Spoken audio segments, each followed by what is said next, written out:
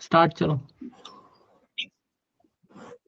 अस्सलाम वालेकुम नाजरीन, मैं हूं साकिब आलम अपने स्पोर्ट गपशप रूम के साथ खुशामदीद कहता हूं। मेरे चैनल को सब्सक्राइब करें, लाइक करें, कमेंट्स करें। आप लोगों का बहुत शुक्रिया, आपने हमारे चैनल को सराहा और हमारे कंटेंट को पसंद कर रहे हैं। आप इसी तरह हमारे कंटेंट को पसंद करते रहें और हमें शेयर करते रहें, लाइक कर सकते हैं। हमारे जो हैं वो मामलात हैं कुछ जो हमारे क्रिकेट के हवाले से ही हैं, अच्छे के लिए हैं, बुरे के लिए हैं, तो हम उस पे बात करते हैं। और एक हॉट टॉपिक चल रहा है हमारा, वो फीफा, तो वो चल ही रहा है, हम आपसे बात करेंगे। अब मैं अपने गेस्ट का तारुफ करा दूं, मेरे साथ कामरान मौजूद हैं ऑस्ट्रेलिया से। कामरान, अस्सलाम अस्सलाम वालेकुम। वालेकुम, कैसे हैं आप? खैरियत से हैं? वालेकुम अस्सलाम, अल्हम्दुलिल्लाह। आप सुनाओ साकिब जी। भाई। और एक मेंबर हमारे आज जो है फैमिली कमिटमेंट में ज़रा मसरूफ़ हैं, मंसूर साहब, वो अवेलेबल नहीं है। तो वो उनका मैसेज आ गया था मेरे पास, तो मैंने कहा चले ठीक है, तो आज वो हमारे साथ नहीं होंगे। लेकिन हमारे साथ लेजेंड्स, हमारे रूबरुआ, हमारे क्रिकेट सिखाने वाले, हमारे हमें क्रिकेट में आगे ले जाने वाले हमारे मसूद भाई आज हमें ज्वाइन किया। कल ये मसरूफ थे मसूद भाई, और अपने मैच खेलने के लिए गए हुए थे। इतना पैशन है माशाल्लाह इनको कि ये कल मैच खेलने के लिए गए हुए थे और वहां पे इनकी अच्छी परफॉर्मेंस भी रही। एज कैप्टन ये जीत के भी आए वहाँ पे केपीटी में, राशिद लतीफ अकेडमी में। मसूद भाई, आपको वेलकम करते हैं, कैसे हैं आप? अल्लाह का शुक्र है। साकिब, कामरान कैसे हो? ठीक ठाक हो? अल्हम्दुलिल्लाह। ठीक ठाक है। अच्छा मसूद भाई, हमारे पास जो है वो है, तो हम अपने अपने टॉपिक पे, जो हमारा गर्मा गर्म टॉपिक है जो अभी चल ही रहा है कंटिन्यूसली, वो है फीफा वर्ल्ड कप। तो फीफा वर्ल्ड कप में मसूद भाई कल जो मैचेस हुए, मैं जरा सा कल जो पहला मैच जो हम मैक्सिको साउथ कोरिया के बारे में हम जो देख रहे थे, बात कर रहे थे, जो कि सुबह 6 बजे हुआ है पाकिस्तान वक्त के मुताबिक। तो वो हम मैक्सिको साउथ कोरिया के मैच के बारे से, उसमें बड़ा जबरदस्त मैच हुआ साउथ कोरिया और मैक्सिको का। हाँ, वो मैच मैंने देखा लाइव सुबह उठ के ना। मैच बहुत ज़बरदस्त था क्योंकि कोरिया बेहतरीन टीम है और मैक्सिको टूर्नामेंट वहीं हो रहा है। ऑर्गेनाइज़र कमेटी सब चीज़ उनके हाथ में है, होम ग्राउंड सब एडवांटेज उनके पास, सारी चीज़ें। लेकिन कोरिया, आप देखें, आप उसमें स्टेट्स देखेंगे तो कोरिया के पास बॉल ज़्यादा रही है। स्टेट्स देखें, कॉर्नर भी उनके पास ज़्यादा है, बॉल भी उनके पास ज़्यादा रही है, सब चीज़ें उनके पास है थ्रू आउट। आप उसमें देखेंगे आप। मैक्सिको ने गोल बस कर दिया, लेकिन कोरिया ज़्यादा बेहतर खेल ली थी, लेकिन गोल कर नहीं पाई। और कोरिया फेवरेट थी मेरी जी वजह मैक्सिको, लेकिन ये डिफेंस उनका अच्छा था कल। जी। मतलब कोरियन के पास अक्सर मैंने देखा है, चाहे वो फुटबॉल खेल रहे हो, चाहे वो हॉकी खेल रहे हो, चाहे वो कोई भी स्पोर्ट्स खेल रहे हो, कंट्रोल में रहते हैं चीजें अपनी। इनकी जो जितने भी ओलंपिक्स वगैरह में जितनी कंट्रोल में रहती है, बस ज्यादातर ये होता है इनका सक्सेसफुल रेशियो जो है ना, कभी कभी कम हो जाता है। जैसे आज फुटबॉल में, जैसे आपने अभी बात की कि हर चीज में ये अपर एंड थे, लेकिन इन दी एंड गोल जो है वो मैक्सिको करने में कामयाब हो गई। और जो है वो गोल भी बड़ा अच्छा किया मैक्सिको ने, बड़ा जबरदस्त उन्होंने गोल हुँ। किया। तो वो ये एक हार्ड लक हुआ है इनके साथ। और मैक्सिको इस मैच के बाद पॉइंट टेबल पर टॉप पे भी चली गई, 6 पॉइंट हो गए मैक्सिको के। हाँ, मैक्सिको टॉप पर है इस वक़्त क्योंकि वो मेरे ख़्याल से उसमें से क्वालीफाई कर लिया है। कोरिया के लिए सिर्फ़ जी प्रॉब्लम है, कोरिया को अगला मैच जीतना बहुत। और जी, इसलिए जो मैक्सिको जो साउथ गोलकीपर अफ्रीका। है, मैक्सिको गोलकीपर ने काफ़ी सारे कल गोल रोके और आखिरी मिनट में भी जी उसने जो गोल लगा 3 ट्राई की, लेकिन उसने रोका गोल। जी तो सारा क्रेडिट जो है ना जी मैक्सिको गोलकीपर पे जाएगा। तो मैक्सिको गोलकीपर जी का मैन ऑफ द मैच था और ये कामरान, ये साउथ कोरिया की टीम को क्या हो जाता है? हर चीज अच्छी परफेक्ट चल रही है, पासेस भी अच्छे चल रहे हैं, पोजीशन भी अच्छी चल रही है, फिर इन दी एंड में आगे उसका रिजल्ट बार बार ऐसा होता है कि कभी या तो टाई कर जाती है मैच या लूज कर जाती है मैच, हालांकि टीम बहुत स्ट्रांग है। ये साउथ कोरिया जो है ये पाकिस्तान की क्रिकेट टीम है, ये आपको पता है। फुटबॉल की क्रिकेट टीम नहीं है ये। इसी तरह अच्छा खेलते खेलते अचानक से कुछ भी जो है कुछ भी कर देते हैं ये लोग। अब देखा जाए तो इनकी हम्म। जो पोजीशन थी 50% तो इन्हीं के पास थी, कोरिया के पास। लेकिन फिर जी भी ये कि बिल्कुल। मैक्सिको कामयाब हो गया। लेकिन मैच जी सही हुआ, बिल्कुल। अच्छा हुआ मैच। मैंने भी आखिरी में देखा था, जी। लेकिन ये कि हाँ। मैच ठीक था। मसूद मसूद भाई और कामन भाई, मैं जो दूसरे ग्रुप बी का जो मैच हुआ था ना, वो बड़ा इंटरेस्टिंग मैच था। वो कनाडा वर्सेस कतर। मतलब कतर एक ओहो। में इससे पहले जो मैच खेला, वो इतना जबरदस्त मैच खेल रही थी। लेकिन इस दफा जो कनाडा ने तो एक्स्ट्रा ऑर्डिनरी कर दिया, 6-0 से मैच मार दिया कतर में।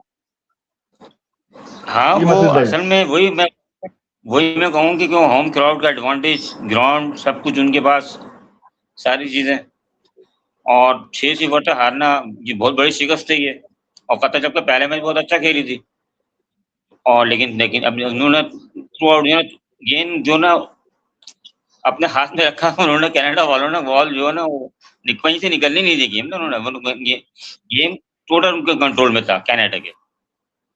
मतलब ये मुझे ऐसा मैं इसको मैं कह सकता हूँ कि ये बिल्कुल वन साइडेड फुटबॉल का मैच था, कनाडा वर्सेस कतर का कल का।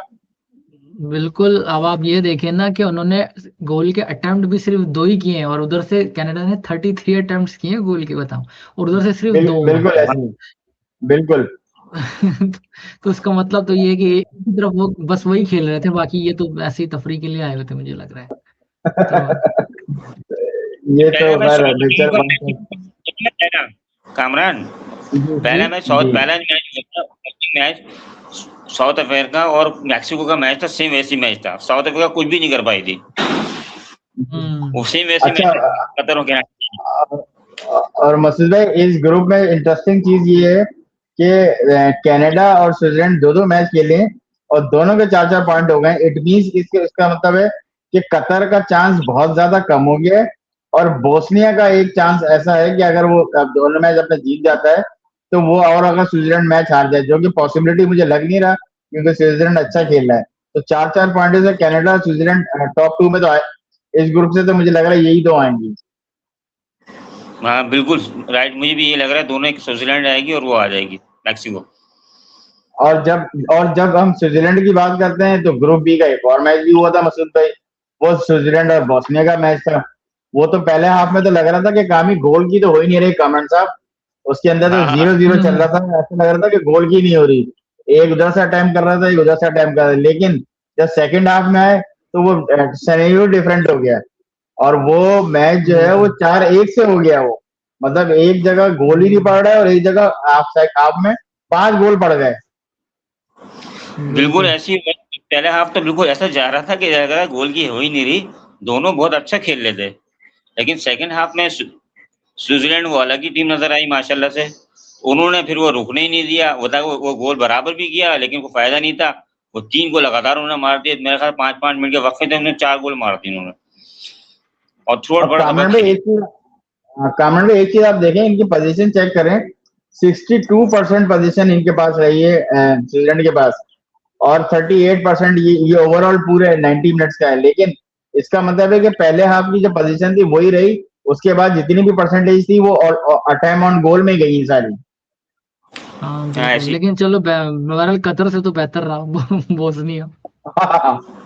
ये और मसूद भाई इस पूल में तो खैर मैंने आपको बता दिया पॉइंट टेबल का, ये मैच भी बड़ा इंटरेस्टिंग है। लेकिन ये 4-1 से बड़ी विक्ट्री है स्विट्जरलैंड के लिए, और वर्ल्ड कप में अपने आगे टॉप 2 में आने का स्विट्जरलैंड ने चांस काफी स्ट्रांग कर लिया है। तो और मसूद भाई एक मैच और है जो कि एक टीम जो है ना कल बाहर जाते जाते जो है ना इन हुई है, ठीक है, वो लग रहा था कि वर्ल्ड कप से बाहर होना था उसको, और वो एकदम से इन हो गई, और सेकंड हाफ में जो उसने गोल मारा है, चेजिया वर्सेस साउथ अफ्रीका, ये 1-1 से बराबर जी रहा मसूद भाई। हाँ, वो लग नहीं रहा था, मैं तो घर वालों से बोल रहा था, मैंने कहा आज साउथ अफ्रीका बाहर हो जाएगी, जिस तरह वो खेल रहे थे। लेकिन सेकंड हाफ में साउथ अफ्रीका ज्यादा बेटर खेला, और उन्होंने वो जिस तरीके से मैच खेला, उन्होंने उसके बाद पेनल्टी उनको मिली और उसे गेम में वापस आए, और पेनल्टी उनको आखिरी में मिली है, उसका यानी कि उसके बाद उनका टाइम मिला नहीं दूसरी टीम को कि दोबारा गोल कर सकें वो, पेनल्टी बिल्कुल आखिरी मोमेंट में उनको पेनल्टी मिली, तो फिर वो डिफेंसिव चले गए जी थे 2-4 मिनट के लिए, तो ये बराबर हो गया था, ये उनके इस लिए अच्छा होगा साउथ अफ्रीका। जी कामरान, इस मैच के ऊपर जो ये साउथ अफ्रीका चेजिया का मैच हुआ है और जो 1-1 से बराबर हुआ है, इसमें एक टीम को साउथ अफ्रीका ने बड़ा टफ टाइम दे रही है अपने ग्रुप में। उसकी वजह ये है कि अगर साउथ अफ्रीका ये मैच कल हार जाती तो वर्ल्ड कप से बाहर थी। अब ये ने हम्म। टाई कर दी है, तो साउथ कोरिया जो मैच हारी है, क्योंकि मैक्सिको 6 पॉइंट पे है नंबर 1, वो निकल गई। अब साउथ कोरिया ने अगर कोई मैच लूज खेला तो साउथ अफ्रीका जो है वो बड़ा टफ टाइम देगी साउथ कोरिया को। तो ये बड़ा इंटरेस्टिंग हो गया साउथ कोरिया के लिए, और साउथ कोरिया के लिए बड़ा डेंजर हो गया। बिल्कुल। अभी जैसे जैसे मैच आगे चलेंगे ना और ये इंटरेस्टिंग, ये इस तरह वो होता रहेगा कि, और अब इसमें कुछ पता नहीं है कि कौन आता है, कौन सेकंड राउंड में पहुंचता है, कौन क्या है। जी साउथ जी अफ्रीका बिल्कुल। और साउथ कोरिया, इनमें से एक टीम क्वालिफाई करेगी। इस मैच में डिपेंड करेगा, ये इम्पोर्टेंट मैच है बहुत। इनमें से एक टीम क्वालिफाई करेगी। जी मसूद भाई, ये जो है, ये तो कल 4 मैच आपके यहाँ पे फिनिश हो गए। अब जो है, जो अब कल आई थिंक मसूद भाई 20 तारीख है, 20 है इसमें। तो कल जो हम्म। मैचेस हैं वो फीफा में, आपको मैं आपको जरा थोड़ा सा बता दूं, डिले के लिए माजरत, कि मसूद भाई ये सबसे बड़ा जो मैच है वो 12 बजे के बाद, मुझे लग रहा है कि आप घर से बाहर नहीं आएंगे। जो हमारी मीटिंग होती है रात में, तो मुझे लगता है कि आप 11:55 पे चले जाएंगे। वो यूएसए वर्सेस ऑस्ट्रेलिया का मैच है कामन भाई, आपकी टीम का ओहो, मैच है कामन भाई। तो आप क्या क्या कहते टाइम, हैं इस बारे में? टाइम क्या बताया साकिब बारह आपने? बजे 12 आपके बारह AM बजे 12 AM। 12 AM का मतलब है यहाँ आपके सुबह के 5 बजे। 5 बज रहे हैं, या 5 बज अल्लाह। रहे होंगे। लेकिन तो आपकी देखेंगे भाई। टीम और कामन, अगर ये मैच जीत जाए तो बड़ा इंटरेस्टिंग मसूद भाई, ये भी ग्रुप हो जाएगा। अगर ये ऑस्ट्रेलिया मैच विन करता है तो इसका मतलब ये है कि यूएसए नंबर 1 पे है मसूद भाई। अगर ये ऑस्ट्रेलिया विन करता है तो ऑस्ट्रेलिया चले जाएगा नंबर 1 पे, यूएसए आ ऐसे ही जाएगा है। नंबर 2 पे। ठीक है। और क्योंकि पैराग्वे और टर्की का अभी तक कोई पॉइंट नहीं है, तो ये बड़ा इंटरेस्टिंग मैच है, और दोनों टॉप 2 टीम के खिलाफ हो रहा है ये मैच। तो ये डिसाइड करेगा टॉप 1 की पोजीशन, और बहुत इंपॉर्टेंट मैच है दोनों के लिए। तो खैर ये दो हाँ, जाएंगी तो दोनों टीमें ही सेकंड राउंड में। लेकिन ये है कि टॉप पे कौन जाती है ये देखना है। लेकिन टीम्स बहुत, दोनों बहुत तगड़ी टीम है, ऑस्ट्रेलिया भी और यूएस भी। जी। लास्ट गेम तो और देखा ही था आपने यूएसए का। और और उसके बाद जो है वो मसूद भाई, मेरी भी फेवरेट, और मसूद भाई की भी, मोरक्को और स्कॉटलैंड का मैच है मसूद भाई, वो 3 AM पे है। तो कामी, ये वाला मैच आप शायद इजली ऑफिस जाते में, तैयारी होते में देख सकते हैं। स्कॉटलैंड जो कि आपके 8 बज रहे होंगे, और स्कॉटलैंड वर्सेस मोरक्को। मोरक्को जो है ना वो जीत जाएगी। मेरी अच्छी टीम है, लास्ट टाइम सेमीफाइनल खेली थी, ये फर्स्ट टाइम आई थी। और अभी भी उस ब्राजील को टफ टाइम दिया था, 1-1 से बराबर खेला था। तो मोरक्को जी टफ टाइम देगी। स्कॉटलैंड इतनी अच्छी टीम नहीं है। स्कॉटलैंड तो जीत गई थी, जी लेकिन मेरे हिसाब से ना मोरक्को बेहतर टीम है, और वो टीम जीतेगी आज। जी। और मसूद भाई 2 मैचेस और हैं, कल जो होंगे वो होंगे, एक तो लेजेंडरी ब्राजील वर्सेस इटाटी, अटाटी का मैच होगा, जो कि 5:30 बजे सुबह होगा AM पे। वो कामन भाई देख सकते हैं, क्योंकि दिन का टाइम होगा, ऑफिस बिल्कुल। में कभी झलक वलक नजर आ जाएगी, कामन भाई की शायद हम्म। नजर पड़ जाए, क्योंकि ब्राजील के कोई भी हो, फैन तो हर कोई रहता है, क्यों कामन? बिल्कुल ब्राजील के तो फैन हर जगह है। लियारी में देखो कितने कितने फैन है ब्राजील के। मैं कोशिश करूंगा कि कल के मैच में अजीज, मसूद भाई मैं कल कोशिश करूंगा कि कल के मैच में ये ब्राजील का जो मैच है हम डिस्कस करें। अजीज हमारे साथ मौजूद हूँ, अजीज फुटबॉलर, जो कि पाकिस्तान के इंटरनेशनल कप्तान रह चुके हैं फुटबॉल, और लियारी से वो मौजूद होंगे, तो लियारी का एनवायरनमेंट भी दिखाएंगे वो, और वो हमारे साथ इस टॉपिक वर्ल्ड कप पे बात भी करेंगे। और एक टर्की या पैराग्वे का मैच है मसूद भाई, ये भी अच्छा इंपॉर्टेंट मैच है अपने ग्रुप के हमारी लिए, तो टीम बड़ा इंपॉर्टेंट मैच है। जी। ये टर्की के, तो ये, और उसके अलावा मसूद भाई 10 बजे रात को भी मैच है, जो कि मेरे हिसाब से बड़ा इंपॉर्टेंट मैच है। वो है नेदरलैंड वर्सेस स्वीडन। वो सबसे खतरनाक मैच है ये। जी, दो, जो कि ये दस बहुत बजे खतरनाक, पीएम दोनों टाइम पे, टीमें पाकिस्तान जीतेगी। टाइम पे शुरू होगा। और इसकी खासियत क्या है कि स्वीडन नंबर 1 है ग्रुप में, और नेदरलैंड जो है वो नंबर 3 पे है। तो जापान भी बाहर हो सकता है, हालांकि जापान बहुत स्ट्रांग कैंडिडेट है। तो नेदरलैंड जापान का भी अगर ये मैच जीतता है। जी। तो जापान की तो मैच ये, बाकी है। जापान में जी जी जी। तो ये था। अब जो है वो कामरान भाई को थोड़ा सा हंसाते हैं, थोड़ा सा कामरान भाई को जरा चुस्त कर लें, क्योंकि कामरान भाई हाँ थोड़े से सर। डर लग रहे हैं, बहुत बहुत थके हुए हैं कामरान भाई असल में ना। या, तो अब यार इंटरेस्टिंग वाकई टॉपिक में। लेके आऊं। कामरान भाई, आप अंधेरे में ना नजर भी कम आ रहे हैं असल में। तो यार यहाँ थोड़ा सा लाइट का इशू है हमारे। जी ऑस्ट्रेलिया में भी लाइट जी मैच शुरू हो गया। मसूद भाई, ये मुझे जरा सा बैक टू द क्रिकेट पे जरा सा हम आते हैं, और ये मुझे बताएं कि अभी जरा हैपनिंग चल रही है। अच्छा चले, हैपनिंग से मैं याद आया थोड़ा सा, मैं जरा मैचेस जो और चल रहे हैं जरा दीगर उस पर भी बात कर लें। लोग कहेंगे यार और जो सीरीज हो रही है उस पर कोई बात ही नहीं कर रहे हैं आप लोग। एक टेस्ट मैच चल रहा है न्यूजीलैंड वर्सेस इंग्लैंड का, उसमें जो है वो 391 किए थे न्यूजीलैंड ने फर्स्ट इनिंग में। अब इंग्लैंड खेल रहा है, 84 ओवर्स हो गए, 291 पे उसने ऑल आउट कर दिया इंग्लैंड को। 100 रन की ट्रेल ली है इंग्लैंड ने, ये बड़ी ट्रेल है स्पेशली फॉर ओवर के ग्राउंड में इंग्लैंड में लेना। जी कामरान, आप कुछ कहेंगे इस बारे में? मसूद भाई, यार मैं मसूद भाई से पहले पूछना, मसूद भाई को मसूद भाई ज्यादा आप सही ये है जरा जवाब। बताएं इस टेस्ट मैच की, तो क्योंकि थ्रिलिंग टेस्ट मैच होते हैं यहाँ के और बहुत ज्यादा ये तेज क्रिकेट हो रही होती है। जी ये तो असल में ये जो लीड बहुत इंपॉर्टेंट है न्यूजीलैंड के लिए, क्योंकि जी इंग्लैंड भी तेज क्रिकेट खेल रहा है और न्यूजीलैंड भी तेज क्रिकेट खेल रहा है।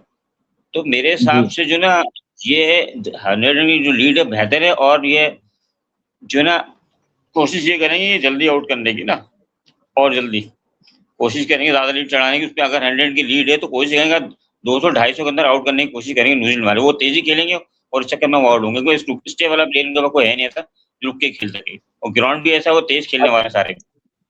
अच्छा, इसमें जो है ना जरा मसूद भाई मैं कामरान से सवाल करूंगा, आप इस पे अगर मेरी बात पे इत्तेफाक करें तो मसूद भाई मुझे बताइएगा। कामरान जी, भाई, जी। ये टेस्ट मैच में जो पहली इनिंग खेली न्यूजीलैंड ने, उसमें किए 391 रन। ठीक है, मैं स्कोर कार्ड अभी देख रहा था, उसमें जरा बैट्समैन मिचेल ने भी किए, फला भी किए, लेकिन एक बैट्समैन ऐसा है जो कि T20 स्पेशलिस्ट और वनडे स्पेशलिस्ट माना जाता है, ग्लेन फिलिप्स, उसने जी, सेंचुरी की है। और मसूद भाई 74 के स्ट्राइक रेट से सेंचुरी की है। तो कहने का मतलब ये है कि प्लेयर, मैं जो अभी आगे बात करूंगा उसको रिलेट करूंगा, जी, रिलेवेंट जी। करूंगा।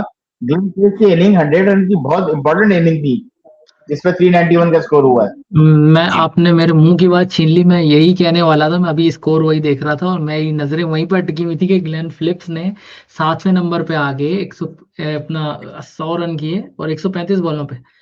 और हालांकि ये जी कहा जाता है कि T20 स्पेशलिस्ट है, तो मतलब ये बिल्कुल। बहुत सारी जो टीमें हैं जो चक्कर में लगी हुई हैं कि टेस्ट क्रिकेटर को अलग करो, T20 वाला अलग हाँ है, ये पता नहीं क्या इतना बिल्कुल। कॉम्प्लिकेटेड कर दिया, समझ से बाहर है। मुझे तो लतीफा ही लग रहा है भाई ये।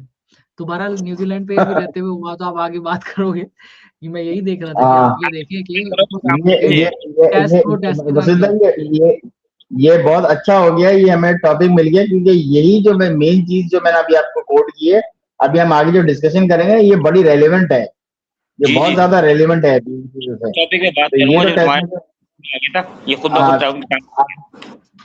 तो अभी तो ये हमने इसका जिक्र कर दिया इंग्लैंड का। तो अच्छा, दूसरी चीज ये है कि माशाल्लाह से ऑस्ट्रेलिया ने फिर एक दफा सेकंड T20 मार दिया चेटा ग्राउंड में। ऑस्ट्रेलिया ने 7 विकेट से जीत गया, 196 किए थे ऑस्ट्रेलिया ने, और 189 रन पे 6 आउट करके ऑस्ट्रेलिया जो है 7 विकेट से जीत गया। ये भी बांग्लादेश की भी ऑन एंड ऑफ परफॉर्मेंस चली जा रही है। और जहां तक विमेंस की बात है मसूद भाई, विमेंस में जो है आयरलैंड और न्यूजीलैंड का भी मैच है आज 10:30 बजे जो है पाकिस्तान टाइम के मुताबिक। और बाकी और दीगर क्रिकेट चल रही है मसूद भाई। मैंने कहा स्पोर्ट्स में भी दीगर स्पोर्ट्स से भी बातचीत होनी चाहिए, लोग कहेंगे कि आपने सिर्फ सही भी रखा हुआ। आप जरा आते हैं मेन टॉपिक के ऊपर मसूद भाई। ये मैं जरा पीसीबी सेंट्रल कॉन्ट्रैक्ट की हैपनिंग काफी चल रही है, तो पीसीबी सेंट्रल कॉन्ट्रैक्ट की जो हैपनिंग चल रही है, क्या आप इससे सेटिस्फाई हैं कि जो इन्होंने जो क्राइटेरिया बनाया है, जो कैटेगरीज बनाई है बोर्ड ने, आप उससे मुत्तफिक हैं? ये ये तो इससे पहले मोहम्मद वसीम भी था, एक ज़माने में आए थे, बड़ी बड़ी लंबी उम्मीदें 5 साल के लिए वो आए थे मेरे ख़्याल से। उससे पहले ही बना था, ये हमेशा बनता रहता है। लेकिन मैं इस बात से इत्तेफ़ाक नहीं करता हूँ, ये कैटेगरी जो 4 मुल्कों की वो लेके जो ये कर रहे हैं, Australia, England, south Africa, New Zealand, तो उनकी कैटेगरी और इसमें बहुत फ़र्क है। वो उसको फ़ॉलो नहीं कर सकते, उसमें बहुत सारी चीज़ें ऐसी हैं जिसमें ये पूरे नहीं उतरेंगे। ये फिलहाल तो ये कोशिश कर रहे हैं बनाने की, लेकिन इस पे अमल दरामद नहीं होगा। ठीक है, वो उनकी कैटेगरी 2 कैटेगरी होते हैं, ए कैटेगरी और बी कैटेगरी। तो उस ए कैटेगरी में वनडे और टेस्ट मैच होते हैं, ठीक है। बी कैटेगरी में T20 होता और अदर्स क्रिकेट होती है, लीग्स वगैरह होती हैं। तो इसमें यहाँ की क्रिकेट में वहाँ की क्रिकेट में बहुत फ़र्क है। ये स्पोर्ट पे अमल नहीं कर सकते, मैं इस बात के खिलाफ हूँ, ठीक है। ये सिर्फ फर्जी बातें हो रही हैं और ये इसमें कोई अमल दरामद नहीं होगा। और जो मैं आप सिलसिला हर प्रोग्राम में बोलता हूँ कि वो चलता है, सिलसिला के अपनी मर्जी के प्लेयर खेले जाएंगे, ठीक है। बहुत सी ऐसी चीजें मैं आगे डिस्कस करूंगा इस टॉपिक पे मजीद। आप मुझसे सवाल करें, मैं आपको बताऊंगा। इसकी मैं खिलाफ हूँ। ठीक है कामरान, आप मसूद भाई की बात पे एग्री करते हैं? बिल्कुल मैं एग्री करता हूँ। और मैं ये कॉन्ट्रैक्ट पढ़ रहा था, आप साकिब भाई यकीन करो मेरा तो दिमाग ABCD में घूमने लग गया। ABCD ABCD ABADCD, ये क्या है यार, क्या मजाक बना के रखा हुआ है। मतलब तो भाई या तो आप एक को एक साइड पे कर दो, ABC बना के जान छोड़ो, या फिर आप अब एक तरफ तो आप ये बात करते हो कि ए वाला जो खेल रहा है वो B और C वाला पता नहीं क्या, ए वाला B वनडे को टेस्ट खेलेगा तो वनडे नहीं खेलेगा, वनडे वाला तो वनडे और T20 खेलेगा तो टेस्ट नहीं खेलेगा, और एक है जो टेस्ट भी खेलेगा वनडे भी खेलेगा T20 भी खेलेगा। अबे भाई क्या मतलब क्या खेल खेल रहे हैं, आप क्या कर रहे हैं, समझ से बाहर है मेरे। अच्छा क्या ठीक है मसूद भाई, मैं आपकी बात को थोड़ी कामरान आपकी बात कट करता हूँ, दोबारा आता हूँ आपके पास। मसूद भाई, मैं आपकी ना थोड़ा ड्यू रिस्पेक्ट, आप नो डाउट लेजेंड है, आपकी बात को मैं डिसएग्री करूंगा। क्योंकि वजह ये है कि अभी आकिब जावेद को मैं सुन रहा था, उन्होंने प्रोग्राम में इसको बड़ा कैटेगराइज किया है।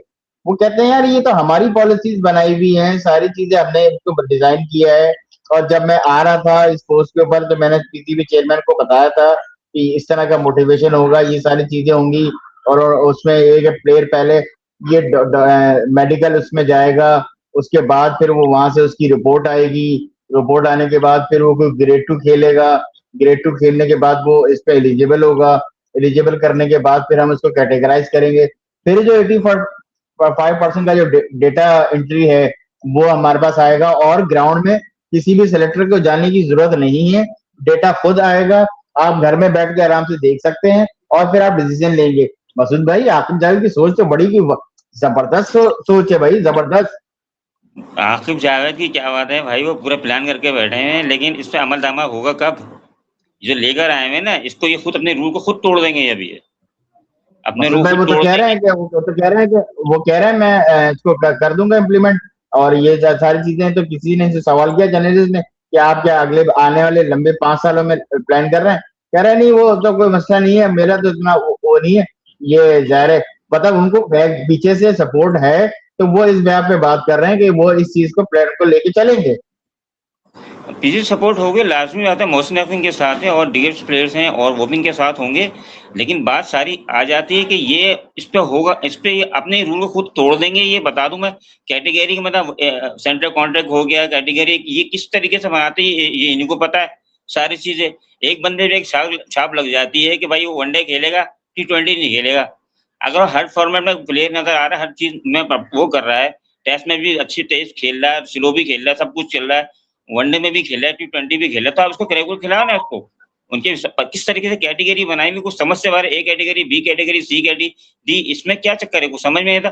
फॉरेनर्स कंट्री में आप देखने जाकर, वो कंट्री में थोड़ी वो मेरिट पे खिलाते हैं और एज फैक्टर भी वहां पे नहीं होता। वो परफॉर्म कर रहे हो डोमेस्टिक में और लीग वगैरह में परफॉर्म करते हैं, उनको लेकर आता है, चाहे वो मुस्लिम हो गैर मुस्लिम हो, जैसे भी हो। एज फैक्टर नहीं देखा जाए, 50 साल का भी होगा, 45 को खिलाते हैं वो। यहाँ तो चक्कर ही नहीं। यहाँ तो एक बंदे पे बैंड लग गया, भाई ये इतने साल का हो गया, इसको साइड कर दो। बाबर वनडे को खाली वनडे वो टेस्ट खेलेगा, फखर जमान खाली वनडे T20 खेलेगा। कहाँ पर ये कौन सी क्रिकेट हो रही है? अब उसको साई मसूद मेबी को आपने भाई, साई मेबी को आपने वो मसूद टेस्ट भाई, दे दी, क्यों दे दी टेस्ट कैप? फखर जमान आपको मसूद भाई, 6-7 नहीं दे रहा वो, तो छाप फखर लग जमान गई ने है। लास्ट चक्कर में फखर सारे प्लेयर जमान बहुत। ने बिल्कुल सही है मसूद। फखर जमान ने कब डेब्यू किया और ये लास्ट मैच कब खेले हैं ये? 2018 में डिब्यू किया और 19 में उसको आखिरी मैच खेला है, उसके बाद वो बाहर है। और 53 का उसका एवरेज है, मतलब तीन मसूद टेस्ट मैच भाई, खेला है जब खाली। आप एक साल के बाद आप एक प्लेयर को, अगर आप पर एक मिसाल मैं आपको दे रहा हूँ, अगर कैटेगरी ए में डालते हैं, मतलब अगर वो टेस्ट मैच खेलता है तो 6 साल के बाद वो टेस्ट मैच क्रिकेट में वापस आ रहा है।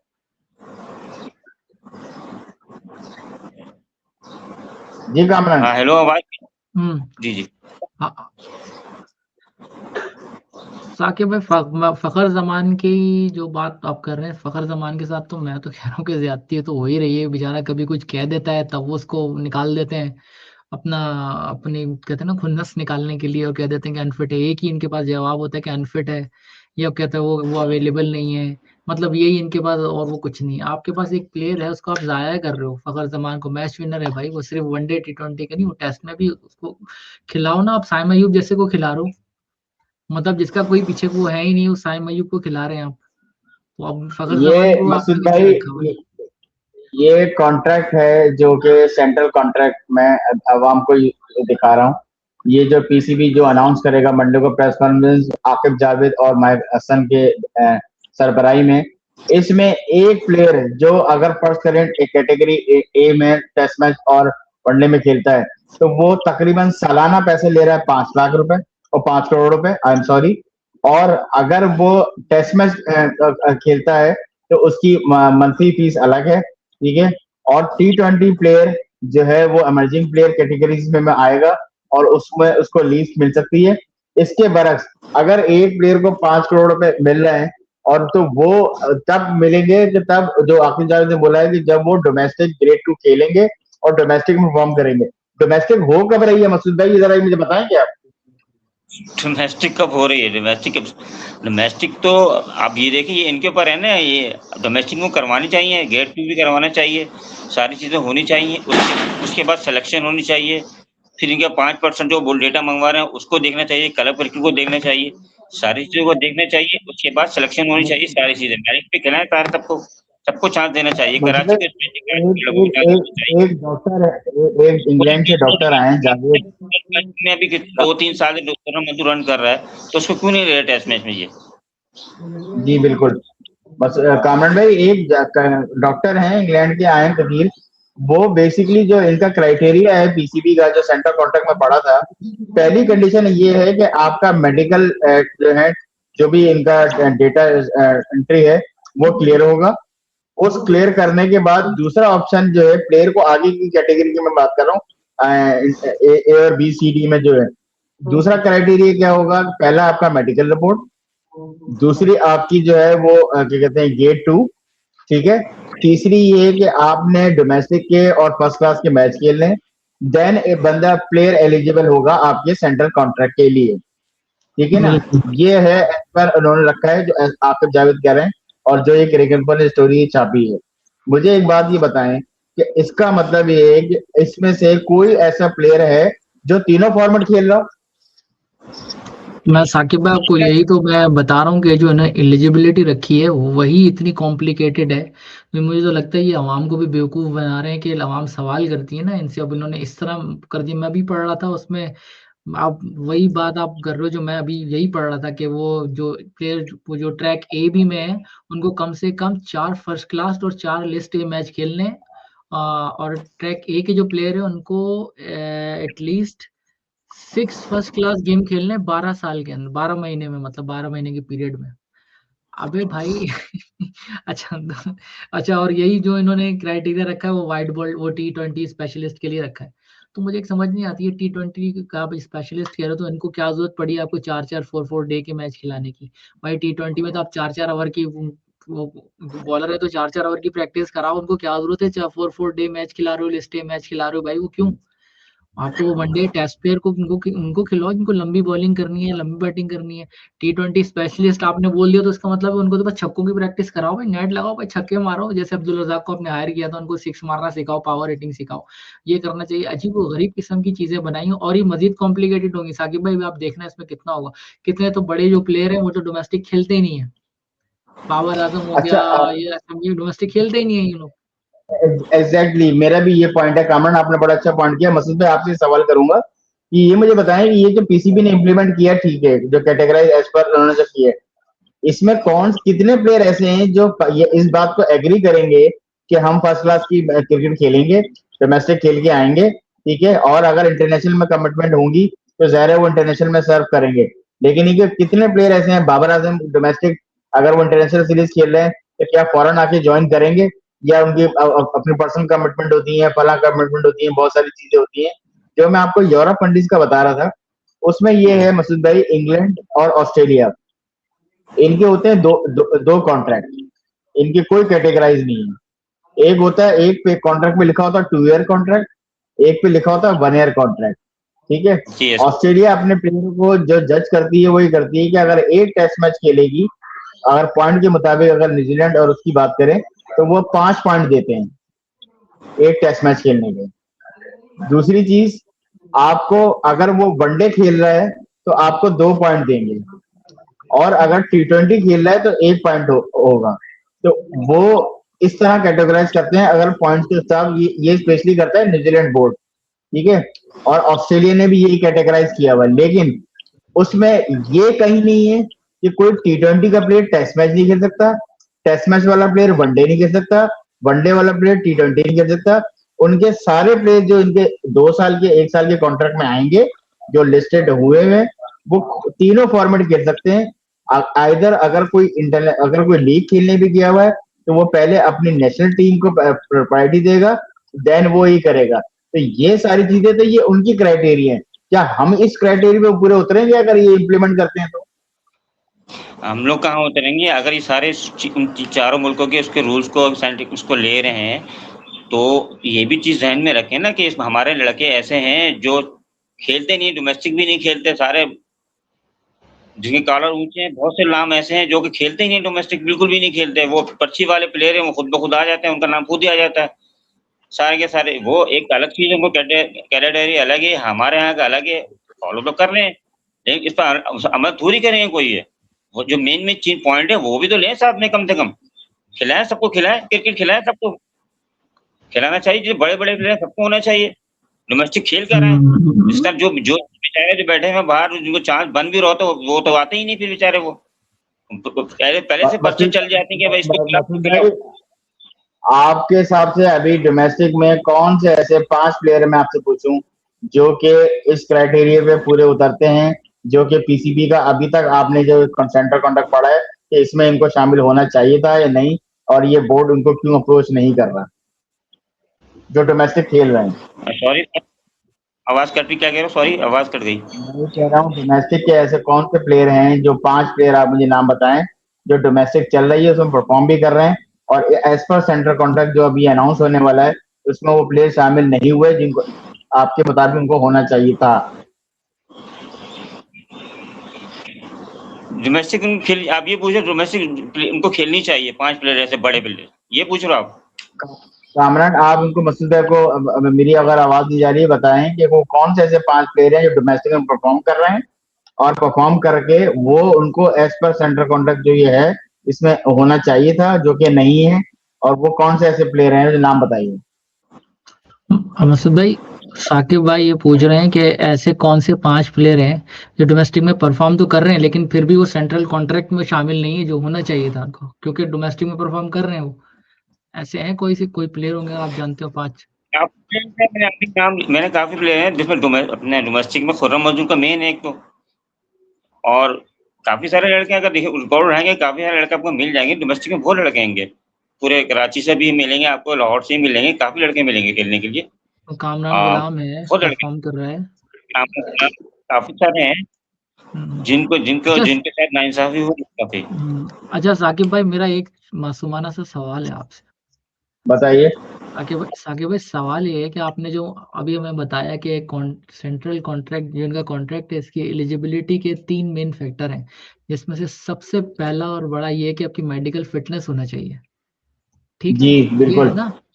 तो सवाल ये है, ये तो क्या पहले पहले ये इसमें शामिल नहीं था क्या? मतलब पहले मेडिकल और फिटनेस जो है उस पे, मतलब कि प्लेयर अनफिट हुआ करते थे तब भी खेल लिया करते थे, जो इन्होंने ये बात इसके अंदर डाली है। जी कामरान भाई, आपने बहुत अच्छा सवाल किया है। ये सारी चीजें जो इसमें एक नई चीज जो इनपुट हुई है वो यही इनपुट हुई है। इससे पहले प्लेयर अगर इंजर्ड भी है, प्लेयर के अगर मेडिकल टेस्ट पास नहीं भी हैं, उसके मेडिकल रिपोर्ट्स अगर अच्छी नहीं है, वो तब भी टीम में खेल रहा है। तो इसका मतलब ये हुआ कि आपके पास ऐसी कोई भी ऐसी टीम नहीं थी मेडिकल साइंस में कि आपका प्लेयर, आप जिस मर्जी प्लेयर को आप चाहते ही, लाइकिंग डिसलाइकिंग चल रही थी और वो प्लेयर खेल रहा था। हाथों पे वो टेप लगा लगा के वो बॉलिंग हो रही है, मतलब और जो छोटी मोटी इंजरी हो ताकि बड़ी हो जाए, और बड़ी हो जाती थी इंजरी इन लोगों की जगह। मतलब इसका मतलब ये आप ये तो अंडरस्टूड होना चाहिए, ये तो लिखा हुआ होना ही नहीं चाहिए, मतलब ये तो अंडरस्टूड है ना। मतलब क्रिकेट में और जी कोई भी स्पोर्ट्स में अगर आप फिट नहीं है तो आप कैसे खेल सकते हैं। मतलब आप अपनी टीम, मतलब आप कौम के की जज्बातों, आप जो है जज्बात से खेल रहे हो, मतलब आप अनफिट है और आप आके आप खेल रहे हो, आप और परफॉर्म भी नहीं कर रहे। इसका मतलब एक पहली बात तो आप किसी की जगह मार रहे हो जो बेचारा डिजर्व करता है, फिट भी है, मेहनत जी कर रहा है, उसकी जगह मार रहे हो। और बिल, दूसरा आगे आप यहाँ पे बिल, अपनी कौम को जलील करवा रहे हो, आप पिट रहे हो यहाँ पे, आपसे बॉलिंग नहीं हो रही। 140 करते थे, अब 125 130 पे चले गए, सिर्फ इस वजह से कि भाई बिल्कुल। हमारी जगह चली जाएगी, कोई और आ जाएगा, किसी ने अच्छा हाँ, परफॉर्म कर दिया तो हमें तो खिलाएंगे ही नहीं। इन लोगों की इतनी इनसिक्योरिटी जी है, और इसके के भी पता नहीं किस तरह, जी या उनकी मेडिकल पैनल से ताल्लुकात अच्छे होते हैं, वो भी वहाँ मुहावरियास टाइप लोग चल रहे होते हैं, मेरा ख्याल है रिश्तेदारियां चल रही होती जी है तो उसको खिला लेते हैं। मेरा तो बिल्कुल। यही ख्याल है, एक बार आप बेहतर जानते हो, मीडिया में हो तो आप ज्यादा बेहतर नहीं, बताओ। कामरान भाई, इसमें मीडिया वीडिया से कोई ताल्लुक नहीं है। आपकी अच्छी गिरफ्त है, आपने बड़ा अच्छा किया है। मैंने भी आपकी बात को एंडोर्स किया है कि लाइकिंग डिसलाइकिंग चल रही है। मसूद भाई इस पे एग्री करेंगे? मसूद भाई आप इस पे, कामरान की बात पे एग्री करते हैं तो आप मुझे बताएं, फिर आपसे एक सवाल और करता हूँ। नहीं, मैं कामरान की बात पे एग्री करता हूँ। जो बात हकीकत है, जो बात मैं शुरू से करता रहा, वो लाइकिंग डिसलाइकिंग चल रही है। बॉलर्स हों या बैट्समैन हो, वो हक हारे पीछे बैठे हैं, बेंच पे बैठे हैं बेचारे, जो सिर्फ नाम भी होते हैं और फिर वो बैठे रहते हैं, फिर अगली सीरीज में ड्रॉप होते हैं। कोई भी सीरीज हो तो बेचारे उनको तो हक मारा जा रहा है, वो पट्टियां बांध मार के खेल रहे होते हैं, चाहे वो बॉलर हो या बैट्समैन हो।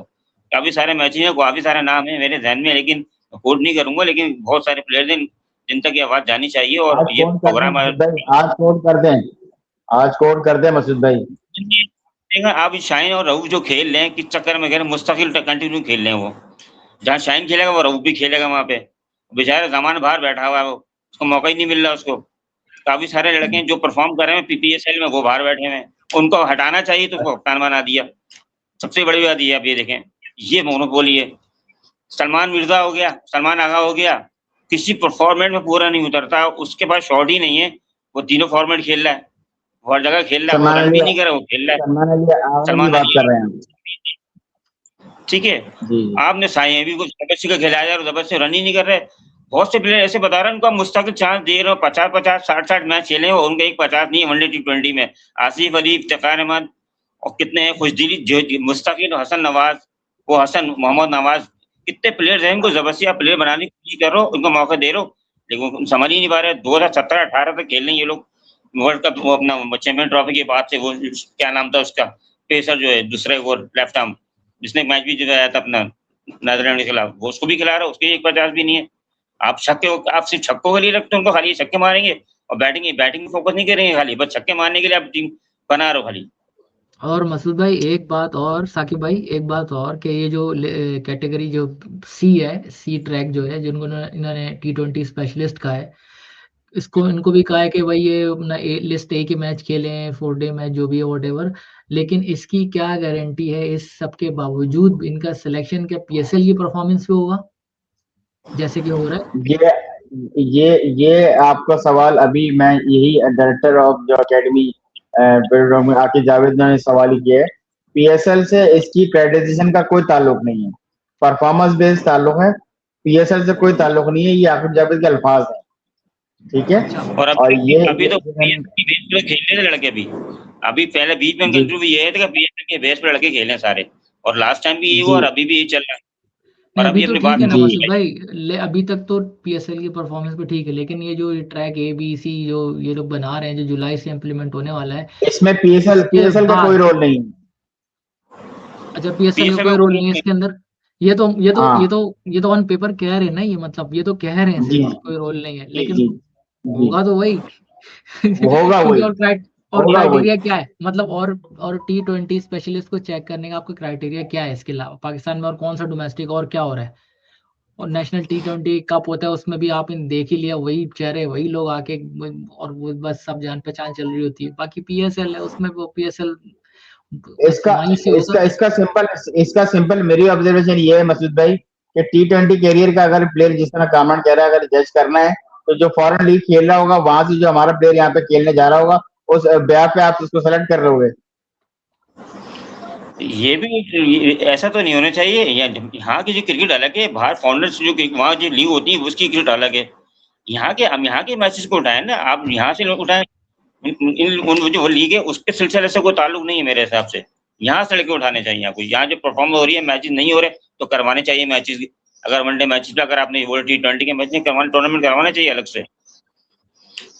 ठीक है मसूद भाई, ये छोटे से दो सवाल हैं। एक तो कामन भाई के फेवर में है, जो कामन भाई थोड़ी शॉकिंग में जाएंगे, आप भी इसका जवाब दीजिएगा। और एक सवाल मैंने आपको और करना है, अगर मैं आज नहीं कर सका तो मैं आपसे कल कर लूंगा, वो इसी सेंटर कॉन्टेक्ट से।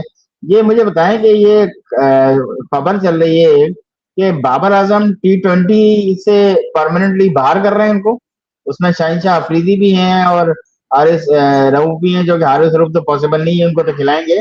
कामरान भाई, ये बाबर आजम आपके प्लेयर T20 से बाहर कर रहे हैं, क्या हुआ? क्या मतलब परफॉर्म तो कर रहे थे वो? यार ये आप सुनते रहो बस इनकी। अब आप प्रैक्टिकली अब सोचो, बाबर आजम अगर नहीं खेलेगा तो पीछे खड़ा कौन होगा? मतलब अब उतना ये नहीं कहता कि बहुत अच्छा बैट्समैन है वॉट एवर जो भी है, लेकिन उसको आप हटा दो। मतलब वो अगर आप T20 में देख लो, उसने भले ज्यादा बॉलें खेली हो, लेकिन अगर उसने परफॉर्म नहीं किया, उसकी विकेट गिरते ही पीछे खड़ा कौन होता है? कोई है ऐसा आपकी टीम जहाँ 150 रन बना रही है वो 120 पे आउट हो जाएगी? मतलब उस वैसा कोई, मतलब मैं ये नहीं कहता कि बाबर आजम ना खेले, भले उससे कोई मसला नहीं है, लेकिन एक ऐसा प्लेयर उनको जरूर चाहिए जो लेके चले टीम। मतलब 20, मतलब एक सारे छक्के मारने वाले तो नहीं चाहिए होते ना T20 में भाई, एक ऐसा भी चाहिए होता है जो लेके चले सिचुएशन के हिसाब से। वो आपके पास कौन है उसके अलावा? तो मेरा नहीं ख्याल कि बाबर आजम को ये हटा सकते अनटिल अनलेस उनको कोई ऐसी रिप्लेसमेंट मिले। लेकिन कैसे मिलेगी? इन्होंने किसी को बनाया ही नहीं और किसी को बनने भी नहीं दिया इन्होंने। तो यही इसका जवाब है मेरा इसका इसका। मतलब है कि कुछ प्लेयरों के मैं नाम लेता हूँ। मसूद मोहम्मद रिजवान क्या खाली टेस्ट मैच खेलेंगे? ठीक है। उसके बाद जो है आपके पास और जो प्लेयर रह गए टेस्ट मैच के, सलमान अली आगा क्या टेस्ट मैच खेलेंगे या वनडे और T20 के तीनों फॉर्मेट के वो होंगे? ये एक सवाल आपसे छोड़ के जा रहा हूँ, आप आगे वाले प्रोग्राम में छोड़ के जाइएगा मसूद भाई। और दूसरी चीज है मसूद भाई, एक चीज मैं आपको और बात करूंगा, ये एकेडमी के बारे में कुछ इन्होंने कैटेगराइज किया है, जो कि आगे भाई बता रहे थे कि विमेंस की टीम को उन्होंने कैटेगराइज कर दिया है कराची बेस से, अंडर 15 की टीम को कैटेगराइज कर दिया है जो कि वहां पे परफॉर्म करे, अपने सीखे ट्रेनिंग करे, वो सियालकोट में कर दिए है। अंडर 17 की टीम इन्होंने कर दी है मुल्तान में, और अंडर 19 की टीम कर दी है इन्होंने लाहौर बेस। ठीक है, तो ये इन्होंने कैटेगराइज कर दी है, वहां वहां के जो भी लोगों को जो कंसर्न लोग हैं उनको वहां दे दिया है, और ये अलग अलग कर दी। क्या ये फैसला ठीक है?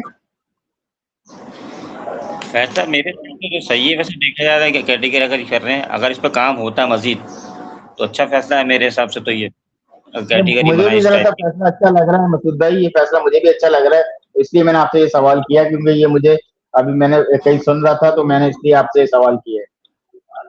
ठीक है, सही है, अच्छा फैसला अगर अगर पाकिस्तान के लिए अच्छा ये फैसला है, तो इसमें काम होना चाहिए, और काम होने का मतलब इसमें पूरी मेहनत होनी चाहिए, तो फिर कोई रिजल्ट सामने आए। अगर ये फर्जी बातें हैं, तो इसमें सब बेकार है फिर ये।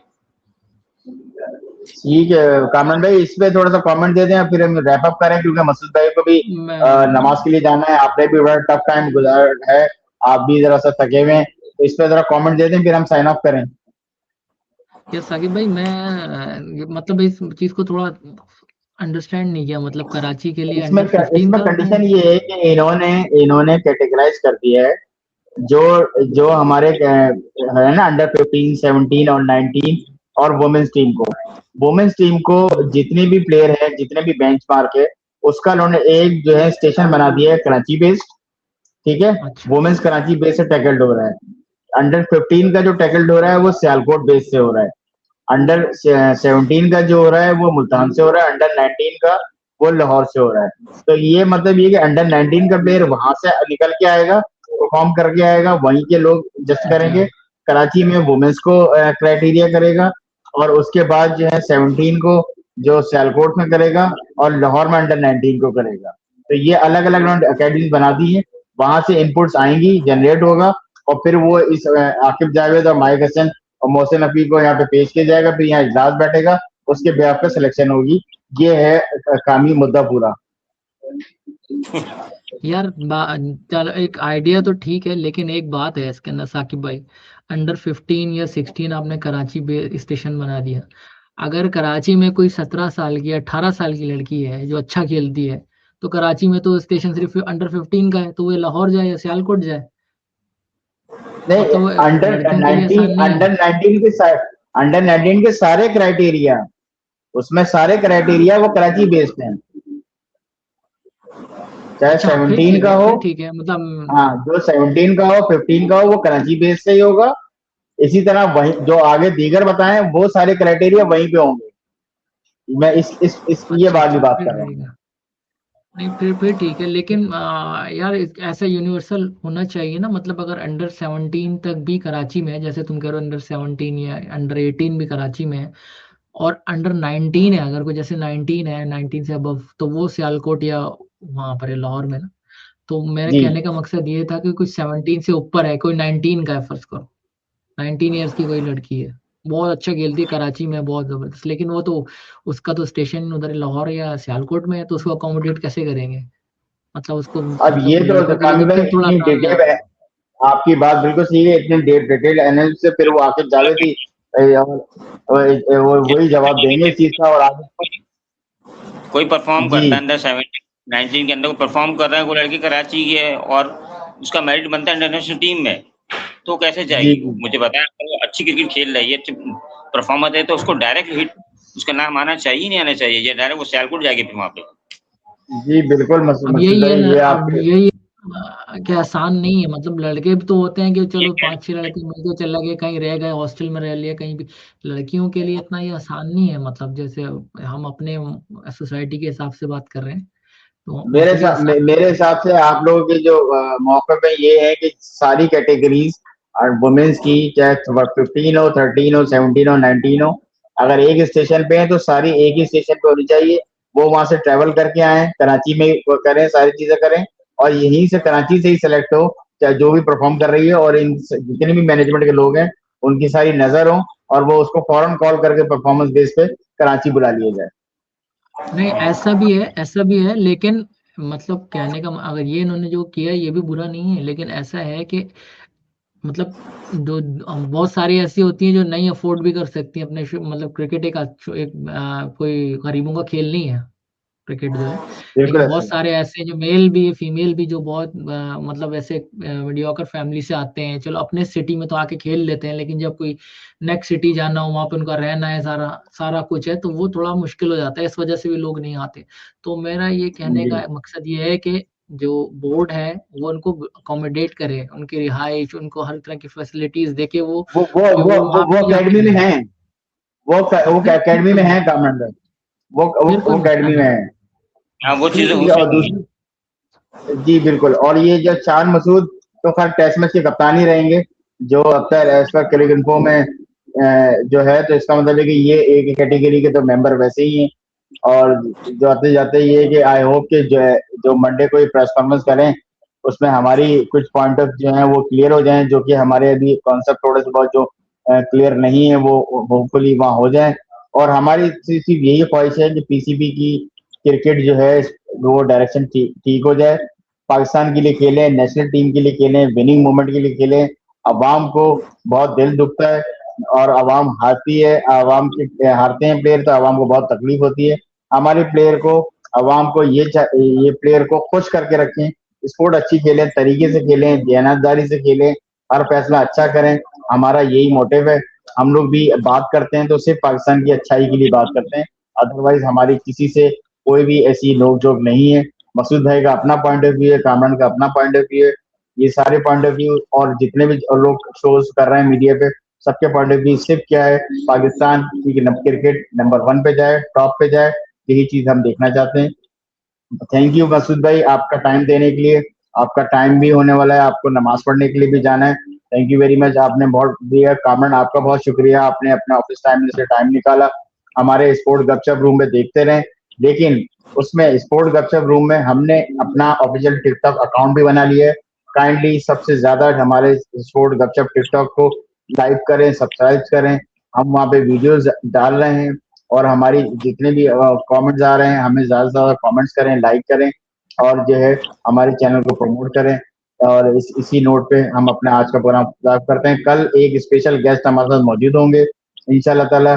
4 बजे का हमने उनको टाइम दिया हुआ है, और अपने गेस्टों को इंशाल्लाह कल ही मैं ब्रीफ करूंगा कि वो हमारे स्पेशल गेस्ट कौन होंगे। तो वो अगर आ जाते हैं तो इंशाअल्लाह हम उनसे भी अपना पॉइंट ऑफ व्यू लेंगे। तब तक के लिए गपशप स्पोर्ट रूम टीम को, मेंबर को खुदा हाफिज कहता हूँ। टिल देन, अल्लाह हाफिज। अल्लाह हाफ़िज़।